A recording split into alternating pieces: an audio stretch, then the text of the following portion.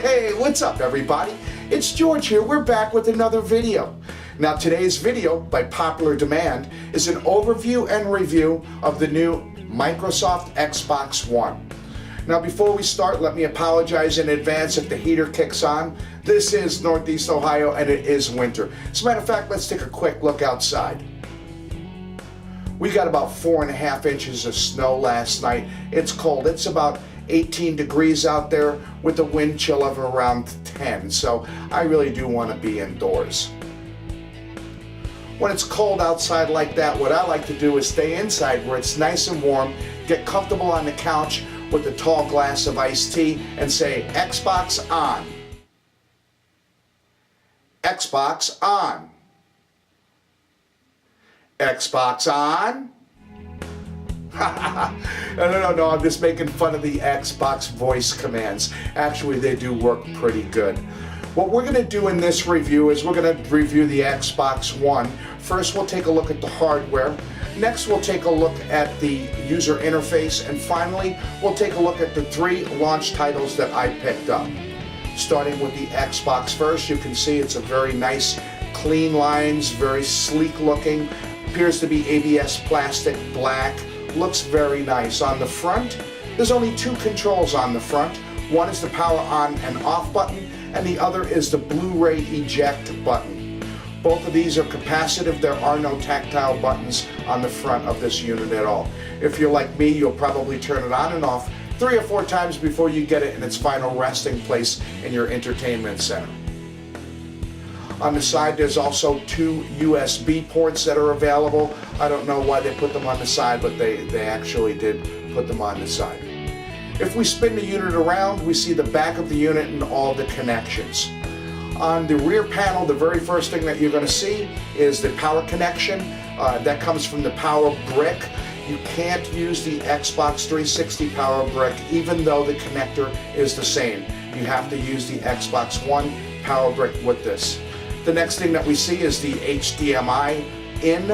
This is if you're going to connect your entertainment center and run it through the Xbox. I chose not to do that. I don't have anything connected up to that input. Then there's an SPDIF input. I don't know anybody that's ever used it, but there is one. Right next to that is the HDMI out. And this is where you're going to hook to your source of your large screen TV. I have it going into a switch, but you know, it's all the same. It's the output of the system. There are 2 USB ports in the back, and these are USB 3 ports. And there's also the Connect connector. It's a proprietary connector, and it comes right off the Connect and plugs in the back.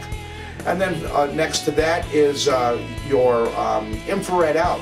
If you have a surround sound system that uses infrared, this does have an infrared out. Finally, there's the network adapter. It's an RJ45 standard networking connector, and hooking it up is very straightforward. There's not a lot to it. Let's go ahead and take a look at the Kinect itself. The new Kinect seems to be a little bit larger and actually a little bit more well built than the old Kinect. I can say that after having using it for a week, it really works well. It interprets the voice commands well. I haven't done too many gesture commands with it, but everything appears to be working exactly as it should. Like I said, it does have a proprietary connector, and my understanding is that if you're concerned about privacy or anything like that, that you can run the Xbox One without the Kinect connected. I chose not to do that. I'm not really that worried, and I kind of like some of the features of the Kinect. Let's go ahead and take a look at the joystick next. Let's real quick talk about bumper gate. People are saying that the bumpers are in the wrong position. They don't like the way it feels. I gotta tell you, I've been using it for a week and I love the way this controller feels. It feels very reminiscent to an Xbox 360 controller. It's a little bit more contoured. It fits nice in the hand. The weight is very nice, and it does use 2 AA batteries. That's pretty much it for the hardware of the system. Everything went together okay. I plugged it in, had absolutely no problems. There was a day 1 download that I had to do. I had no problems getting the download, and I was up and running in no time at all.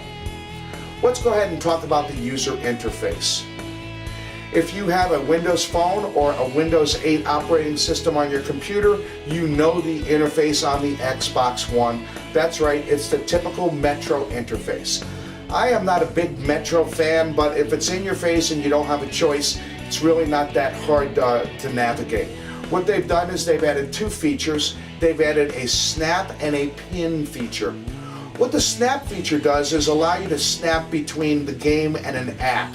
And that app could be your TV, it could be Netflix or Hulu, any app that you have installed on your Xbox One. It's kind of a nice feature if you're in a game and you wanted to look up a cheat or something. You can open up the Internet Explorer, which is built into the Xbox One. Look up the website, get your cheat, and then get back in the game in no time. So that's kind of a nice feature. The pin feature allows you to pin your most favorite programs and apps over on the left-hand side of the screen. It works well and it does make for easy navigation. So really, if you can handle the Aero interface and the Metro interface, you'll have no problem at all with this. It works well, whether you like it or not, it's what we got, and it's really not that hard to navigate. Now let's talk about the three games that I bought for the launch titles. The very first game, Forza 5. I gotta tell you, this is a beautiful rendition and a great addition to the Forza series. I've played every one before, and this is just as realistic. The selection of cars is expansive. There's every type of car you can possibly think of, and it has a great mix of track. The handling and performance of the cars is really good, and after a little while you'll have no problem at all racing with the best of them. One of the neatest features, I think, is the Drivatar feature. What they do is they take your driving style on your first 10 or so races, and then they create an AI you. And then you race against other AIs that are out there. So when you're racing, you're not racing against a standard AI. I mean, these Drivatars are good and they make mistakes just like humans. Really does add a new level to the game. Overall, I would definitely rate Forza 5 a A1, A+. It is an awesome game and I highly recommend it. The next one that we're going to take a look at is Rise. I wanted to get Rise because of the spectacular graphics that I saw on TV when I was watching the commercials. I did hear that the gameplay was kind of limited, but I wanted to find out for myself, and I really did want a choice of a couple of release titles that I could try out and see how they are. After playing it, I can say that it's a fun game to play.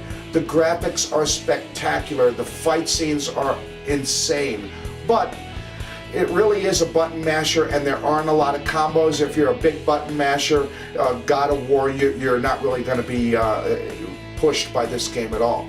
That being said, the storyline is kind of linear, kind of predictive, but it's still a lot of fun to play. Overall, I would rate this game an A-. And finally, the last game that I purchased was Call of Duty Ghosts. Now, is this just another Call of Duty game? Absolutely not. They've really upped their ante with this. The pixel shaders, the graphics in it are stupendous. The lighting and smoke and fire effects are just incredible to watch. It's hard to believe that you're actually playing a video game. The linear play of the campaign is very, very good. I have no problem following it. I'm not a big online guy. I usually get killed by some 14-year-old who then teabags me for 15 minutes and tells me I'm an old fart. So I tend to play by myself. So there you have it.